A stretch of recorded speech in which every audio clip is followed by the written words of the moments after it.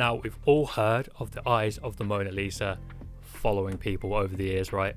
Now, I'm going to show you how you can do this on your website, not just with the Mona Lisa, but with any photo with a pair of eyes in it that you want to do this on. Now, I'm going to show you how to do this on the Elementor Pro version and the free version of Elementor. Now, you won't need any plugins either, just so long as you've got Elementor, you're going to be fine. So let's get started. So here is the finished product. I'll just show you this first. And now what I'm going to do is build it from scratch with you so you can follow along. Now, just so you know, there's a link in that description. If you want to click it and get all the photos exactly as I've used here, go do that now. Let's go ahead and start this. So what we're going to do here, I'll just make sure it's below. We're going to create a flex box, the direction of vertical. Now, inside here, we're going to go to layout. We're going to go to view height here and make this view height 100. Because to that, simply, we're going to click on the plus, add element, and then click container. So we're going to get a container inside of our main container here. For this container, we can leave it as it is. Okay, so now we've set it up in this way, we can just simply go ahead and go to the file we want the eyes to move on. I'm going to show you how to do this for your own one first. So let's just take this and I'll show you the process. I'll take this and I'm going to copy it and I'm going to paste it twice. So I have the original for a backup and then the two versions, which essentially we're going to remove the eyes on one and then keep the eyes on another with more space around the eyes. What I'll do here is just use Paint just to show you. You can do it with pretty much any editing software, even the most basic. So here I'll open up our photo. Okay, so I'm going to select the photo here and open it. Now, once I've opened it, I'm scrolling into the eyes here and then I'm going to pick the eraser tool here. I'm going to need it to be a little bit smaller than that. I really want to take out just the eyes if I can, because if you take out the whole socket, it's going to make the whole thing look kind of weird. You can kind of ballpark it, you don't have to be too specific, but I'm going with something like that. Not the eyelids, just the eyes. Again, I'll do it on this one. So I'm going to save that. I'm going to open up another one of the same image, and here keep the exact same shapes, don't crop anything. What I'm going to do is just take the same tool and just remove everything but the eyes this time.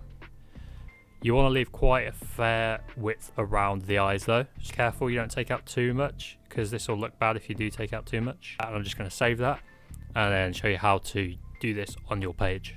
Okay, so now we are back on the page.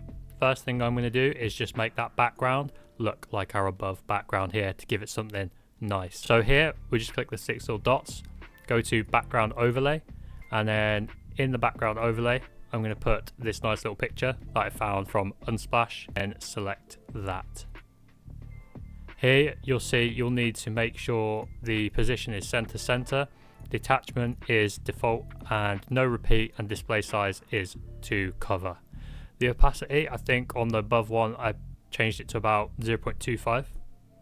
There we go, that's perfect. If we click inside our inner container here and we simply click the plus icon and then click on the image widget here, now we can add our picture without the eyes, and there we go. And then under it, make sure you just click duplicate.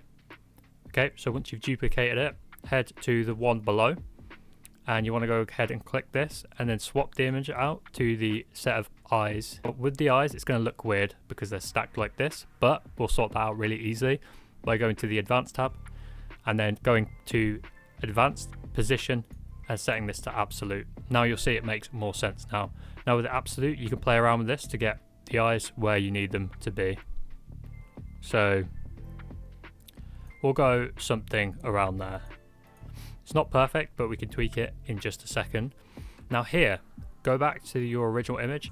I'll just rename those now just so you can get a clearer picture. So with image 1, our top image without the eyes, set the Z index here to about 5 or so, which means the eyes are now going to sit under rather than on top. And with image 2, just go ahead and check the Z index. I like to give it a 1, just something so I know that it's set properly. Now if you are using Elementor Pro and you've got to here, you're basically done, because all you need to do now is head to the advanced tab and find motion effects and then toggle on mouse effects here, and then mouse track here, which will make the eyes track wherever your mouse goes. Now, if you're following along with the free version of Elementor, I'll show you how to do this now as well. Just one extra step, but it's pretty easy. If you are following along with the Mona Lisa one, it will be in that pack that you downloaded earlier. So that's great. So what we can do here is simply click out 6 little dots, go to the plus icon, type in here HTML, click that. So the code is going to look something like this. I've described exactly above the code in the little pack what to do with it, but I'll show you here anyway. So we're going to go ahead and paste in that code here, and right now nothing will happen, but that's fine. So if you click on the image that you want the eyes to animate on, simply go down to the CSS classes and give it the CSS class of mouse track. You'll suddenly see that the eyes now track the mouse. Now, if you want to tweak this, just a little tip, just set the speed here to different values. So it's 115. Don't worry about the rest of the code, that's fine. Just you want to change the 115 to whatever you want to try it. Now I'll just throw in a title and we'll be done. So within this, I'm just going to click the little plus icon and click a heading here. Now I'm going to center this heading and give it the good old Garamond, which is the sort of fancy looking text that everyone uses nowadays. I'll give it about 85, that's good for me, 85, 84. I'm going to make this text now into sort of off black like that. And there we have it. I'll publish this and you can see how it looks. So there's our original one that I made before, and here's the one I just made now. Quickly, I'll just center our version. So click the 6 little dots again. Now go to layout, and here you can click center, and that's perfect. It's in the center of all. There we go. Now you've got eyes that will track your mouse wherever you move them. So now we've made the Mona Lisa legend of the eyes moving and following people come true. Free to use this on anything that you'd like. I think it'd work great for haunted house style website. I think I might try that in the future with something like this. That could be really cool, or a crime scene website. So if you want to know why I did pick this, it's pretty simple. It's that there are a lot of theories about the eyes following people in this painting, right? And especially when I was little, I used to watch a lot of cartoons when you used to have characters put their eyes through a painting and it would track people. If you have enjoyed the video and this has been useful to you, then feel free to drop a like on this video if you have liked it, and leave me a comment as well. Any comments with what you'd like to see would be perfect.